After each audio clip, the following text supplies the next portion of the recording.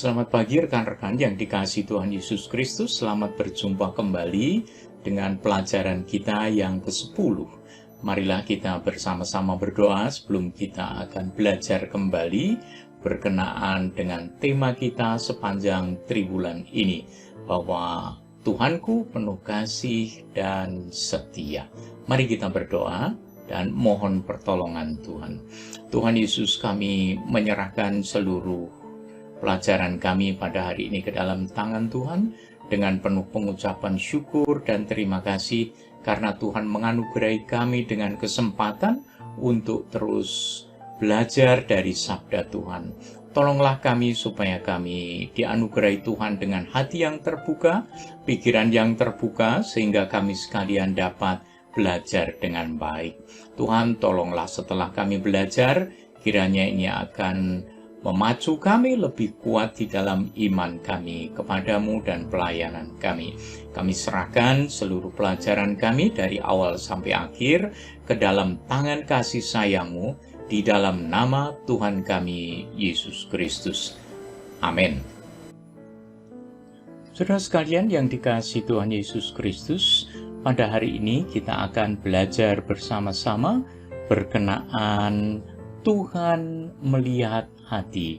Bahan yang akan kita pakai diambil dari 1 Samuel pasal 16 ayat 1 sampai dengan ayat yang ke-13. Saya bacakan untuk saudara sekalian. Berfirmanlah Tuhan kepada Samuel, "Berapa lama lagi engkau berduka cita karena Saul? Bukankah ia telah kutolak sebagai raja Israel? Isilah tabung tandukmu dengan minyak dan pergilah. Aku mengutus engkau kepada Isai orang Betlehem itu, sebab di antara anak-anaknya telah kupilih seorang raja bagiku." Tetapi Samuel berkata, "Bagaimana mungkin aku pergi? Jika Saul mendengarnya, ia akan membunuh aku." Firman Tuhan, "Bawalah seekor lembu muda dan katakan, aku datang untuk mempersembahkan kurban kepada Tuhan." Kemudian undanglah Isai ke upacara pengorbanan itu. Lalu aku akan memberitahukan kepadamu apa yang harus kau perbuat. Urapilah bagiku orang yang akan kusebut kepadamu. Samuel berbuat seperti yang difirmankan Tuhan, dan tibalah ia di kota Betlehem. Para tua-tua di kota itu datang mendapatkannya dengan gemetar dan berkata, "Adakah kedatanganmu ini membawa selamat?"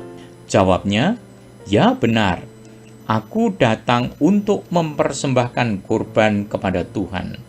Kuduskanlah dirimu dan datanglah dengan daku ke upacara pengorbanan ini." Kemudian ia menguduskan Isai dan anak-anaknya yang laki-laki dan mengundang mereka ke upacara pengorbanan itu. Ketika mereka itu masuk dan Samuel melihat Eliab, lalu pikirnya, "Sungguh di hadapan Tuhan sekarang berdiri yang diurapinya." Tetapi berfirmanlah Tuhan kepada Samuel, "Janganlah pandang parasnya atau perawakan yang tinggi, sebab aku telah menolaknya. Bukan yang dilihat manusia yang dilihat Allah. Manusia melihat apa yang di depan mata, tetapi Tuhan melihat hati." Lalu Isai memanggil Abinadab dan menyuruhnya lewat di depan Samuel. Tetapi Samuel berkata, "Orang ini pun tidak dipilih Tuhan." Kemudian Isai menyuruh Syama lewat. Tetapi Samuel berkata, "Orang ini pun tidak dipilih Tuhan." Demikianlah Isai menyuruh ke-7 anaknya lewat di depan Samuel. Tetapi Samuel berkata kepada Isai, "Semuanya ini tidak dipilih Tuhan." Lalu Samuel berkata kepada Isai, "Inikah anakmu semuanya?" Jawabnya, "Masih tinggal yang bungsu, tetapi sedang menggembalakan kambing domba." Kata Samuel kepada Isai, suruhlah memanggil dia, sebab kita tidak akan duduk makan sebelum ia datang kemari. Kemudian disuruhnyalah menjemput dia. Ia kemerah-merahan, matanya indah dan parasnya elok. Lalu Tuhan berfirman, bangkitlah, urapilah dia, sebab inilah dia. Samuel mengambil tabung tanduk yang berisi minyak itu dan mengurapi Daud di tengah-tengah saudara-saudaranya. Sejak hari itu dan seterusnya, berkuasalah roh Tuhan atas Daud. Lalu berangkatlah Samuel menuju Rama. Saudara sekalian yang dikasihi Tuhan Yesus Kristus, ayat hafalan kita pada hari ini diambil dari 1 Samuel pasal 16 ayat yang ke-7 bagian B. Bukan yang dilihat manusia, yang dilihat Allah. Manusia melihat apa yang di depan mata, tetapi Tuhan melihat hati. Mengapa kita harus mempelajari kisah hidup orang yang sudah mati 4.000 sampai 6.000 tahun yang lalu? Berkenaan dengan Daud, kita mempelajari kisah hidupnya karena di dalam Kisah Para Rasul pasal 13 ayat yang ke-22 dinyatakan, setelah Saul disingkirkan, Allah mengangkat Daud menjadi raja mereka. Tentang Daud, Allah telah menyatakan, aku telah mendapat Daud bin Isai, seorang yang berkenan di hatiku dan yang melakukan segala kehendakku. Pada akhirnya, kita semua, saudara sekalian, akan mempertanggungjawabkan hidup kita di hadapan Allah Sang Pencipta. Daud telah berhasil menjadi orang yang berkenan di hati Allah. Maka kita perlu belajar dari Raja Daud agar hidup kita juga menjadi berkenan kepada Allah. Dari kehidupan Raja Daud inilah kita melihat bahwa Tuhan melihat hati.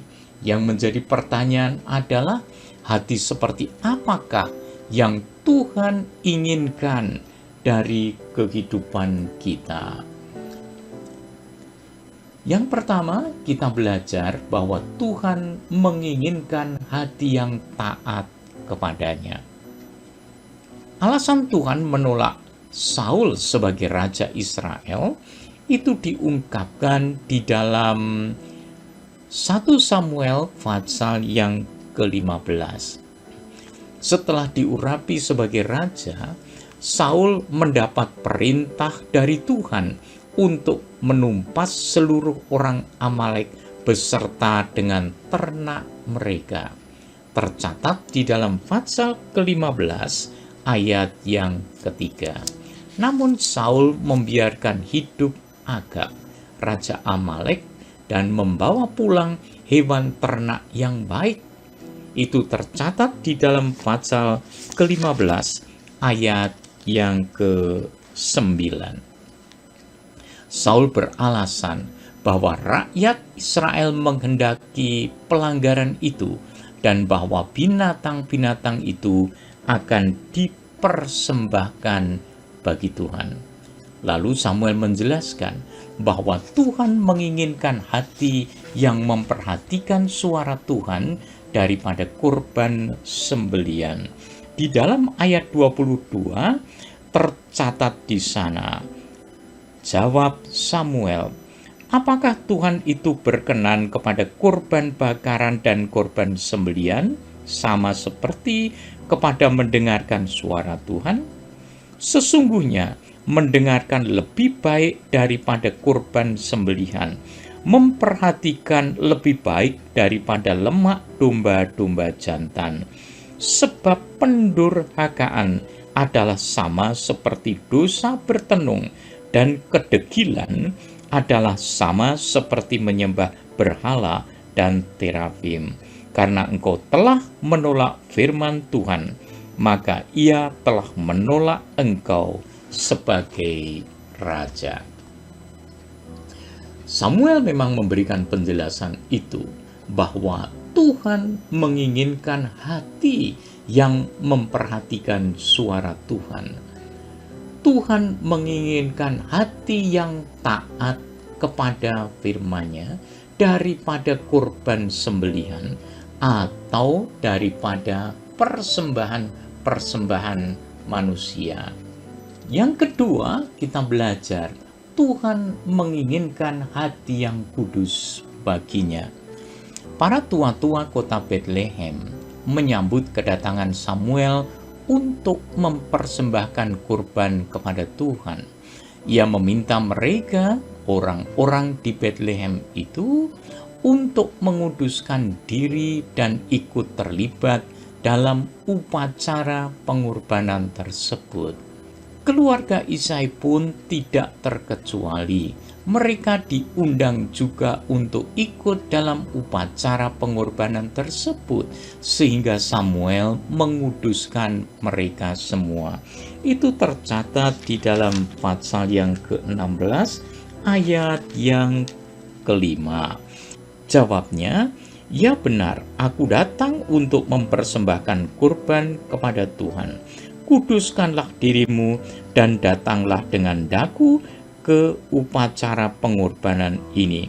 Kemudian ia menguduskan Isai dan anak-anaknya yang laki-laki dan mengundang mereka ke upacara pengorbanan itu.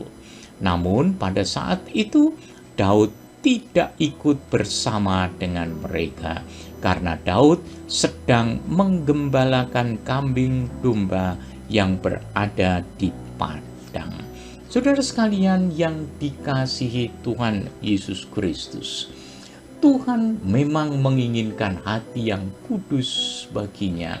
Itu sebabnya Tuhan menolak kakak-kakaknya Daud, karena Tuhan mengetahui hati manusia.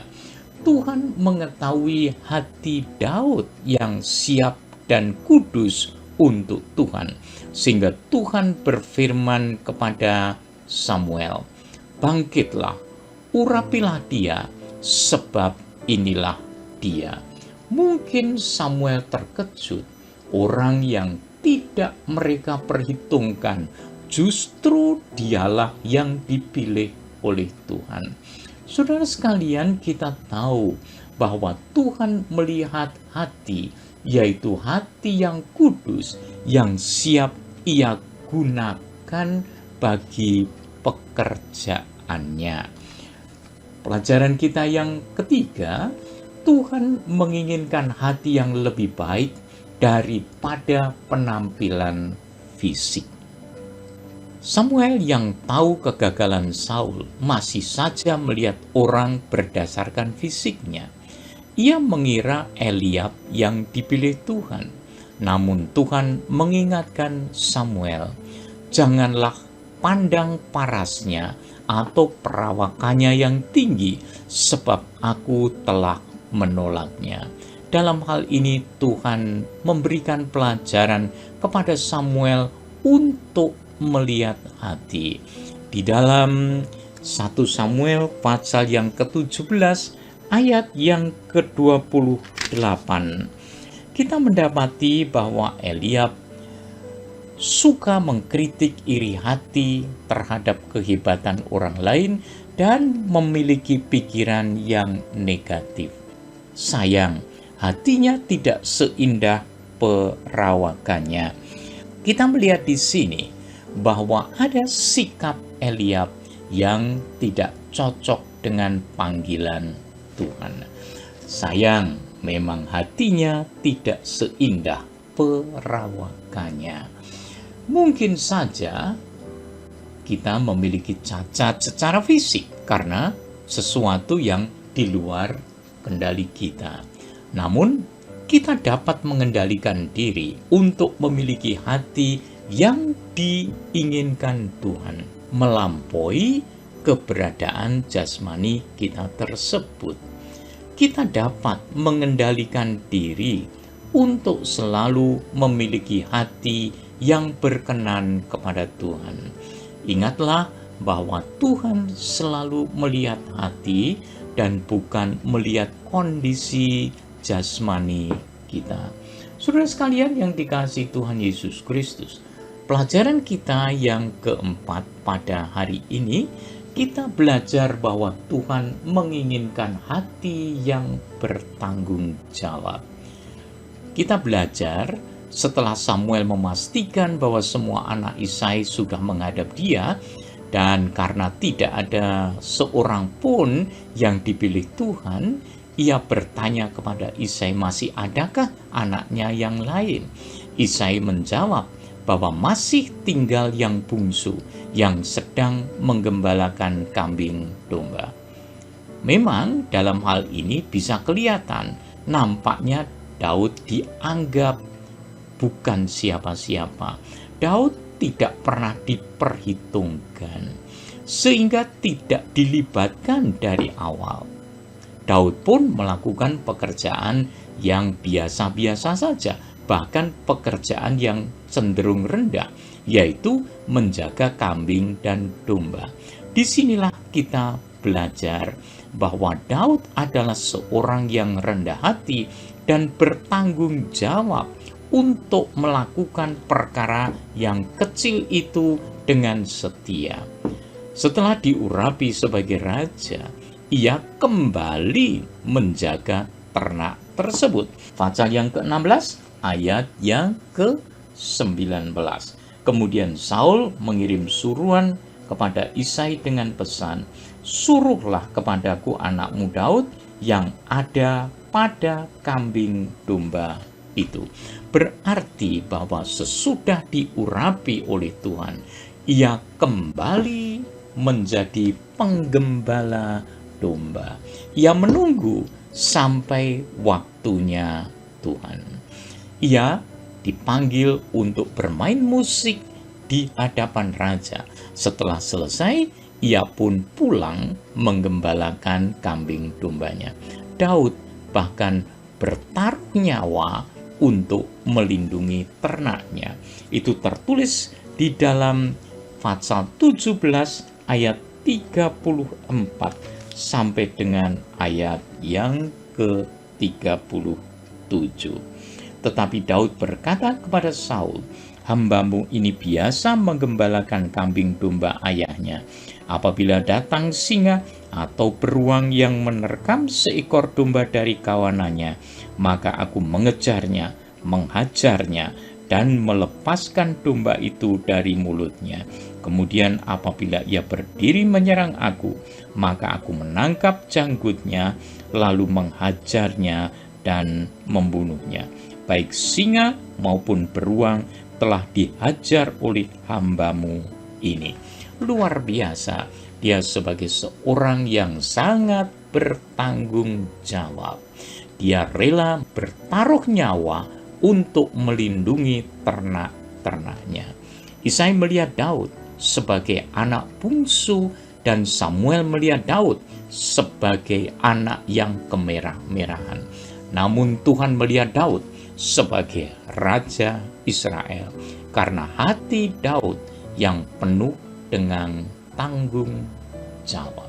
Saudara sekalian yang dikasihi Tuhan Yesus Kristus, pelajaran kita yang kelima dari kitab 1 Samuel 16 ini, yaitu bahwa Tuhan menginginkan hati yang rela dikuasai oleh Roh Allah sendiri, dikuasai oleh Roh Kudus.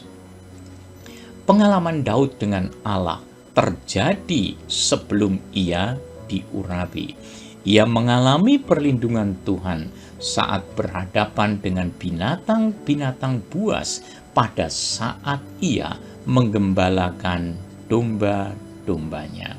Kalau kita memperhatikan di dalam Mazmur pasal yang ke-19 dan saudara bisa membacanya, dan Mazmur yang ke-23, ayat-ayat yang sangat kita kenal, Mazmur kesayangan itu menunjukkan pengenalan Daud akan Allah. Sejak diurapi dan seterusnya, dikatakan, berkuasalah Roh Tuhan atas Daud. Roh Tuhan pasti terlibat saat Daud melawan Goliat, sehingga menyatakan keyakinannya Tuhan semesta alam akan membelanya. Itu tercatat di dalam pasal 17 ayat yang ke-45. Engkau mendatangi aku dengan pedang dan tombak dan lembing, tetapi aku mendatangi engkau dengan nama Tuhan semesta alam, Allah segala barisan Israel yang kau tantang itu. Meskipun ini pokok terakhir pelajaran kita, namun ini yang terpenting dalam hidup kita, orang-orang yang percaya. Jangan lupa, saudara sekalian, Tuhan menginginkan setiap orang percaya dipenuhi dengan Roh Kudus dan menghasilkan buah roh dari hidupnya. Janganlah kamu mabuk oleh anggur, karena anggur menimbulkan hawa nafsu, tetapi hendaklah kamu penuh dengan roh. Itulah perintah yang Tuhan berikan kepada kita. Kemudian jangan lupa di dalam Galatia pasal yang kelima ayat 22 sampai dengan ayat yang ke-23 memberitahu kita alasan kenapa setiap orang percaya harus dipenuhi oleh Roh Kudus. Artinya dikuasai oleh Roh Allah. Karena dengan dikuasai oleh Roh Allah, dipenuhi oleh Roh Kudus, maka buah roh itu akan hadir di dalam kehidupan orang-orang percaya. Di dalam kitab Galatia pasal 5 ayat 22 sampai 23 kita diberitahu buah roh ialah kasih, sukacita, damai sejahtera, kesabaran, kemurahan, kebaikan, kesetiaan, kelemah lembutan, penguasaan diri. Tidak ada hukum yang menentang hal-hal itu. Orang-orang yang seperti inilah yang dipakai oleh Tuhan di dalam pekerjaan pelayanannya. Saudara sekalian yang dikasihi Tuhan Yesus Kristus, Abraham dijanjikan bahwa melalui keturunannya semua bangsa diberkati. Abraham menurunkan Ishak yang memperanakkan Yakub. Yakub menurunkan 12 suku Israel. Nubuat Yakub atas suku Yehuda, kepadamu akan sujud anak-anak ayahmu, dan tongkat kerajaan tidak akan beranjak dari Yehuda. Itu tercatat di dalam kitab Kejadian pasal 49 ayat 8 dan ayat yang ke-10. Kemudian silsilah di Matius pasal 1 ayat 3 sampai 6 menjelaskan bahwa Yehuda memiliki keturunan yang akhirnya sampai kepada Isai ayah Daud. Jadi Daud berasal dari suku Yehuda yang telah ditetapkan Allah untuk memimpin Israel dan melahirkan juru selamat dunia ini, Tuhan kita Yesus Kristus. Pemilihan Daud menjadi kesinambungan rencana Allah bagi keselamatan seluruh umat manusia. Hidup Daud maupun nenek moyangnya tidaklah sempurna. Jika kita, saudara dan saya, merasa tidak mempunyai hati seperti pokok-pokok yang kita pelajari tadi, percayalah kepada Tuhan Yesus Kristus sebagai juru selamat saudara dan sebagai Tuhan kita, maka Dia yang mampu mengubah hati manusia. Ialah satu-satunya yang menjadikan hati setiap orang menjadi baru.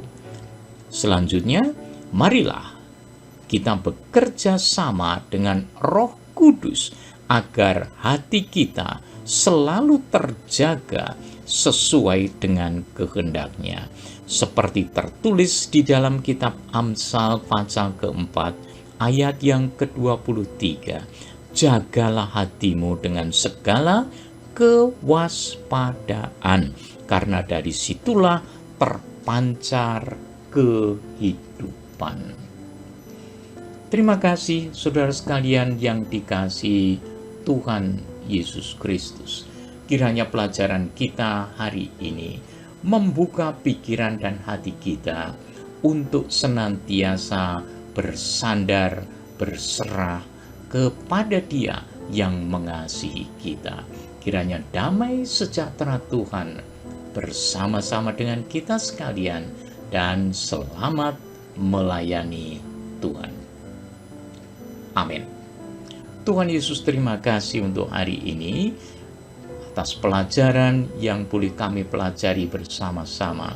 Dari sini kami tahu ya Tuhan, bahwa Tuhan senantiasa menilai hati, dan Tuhan memilih pelayan-pelayan Tuhan berdasarkan kesiapan hati kami semua. Inilah kami Tuhan, kami datang dengan apa adanya, sebagaimana ada kami berserah kepada Tuhan. Bersihkanlah hati kami, dan jadikanlah kami alat-alat Tuhan sesuai dengan kehendak-Mu. Jadilah kehendak Tuhan dengan sempurnanya atas seluruh hidup kami. Di dalam nama Tuhan Yesus Kristus, kami bersyukur, kami berdoa. Amin. Terima kasih saudara sekalian yang dikasihi Tuhan Yesus Kristus. Tuhan memberkati kita semua, Tuhan memberkati keluarga kita, Tuhan memberkati seluruh pelayanan kita. Kiranya hati kita senantiasa terjaga dan dijaga oleh Roh Kudus sendiri. Tuhan memberkati kita semua. Sampai jumpa.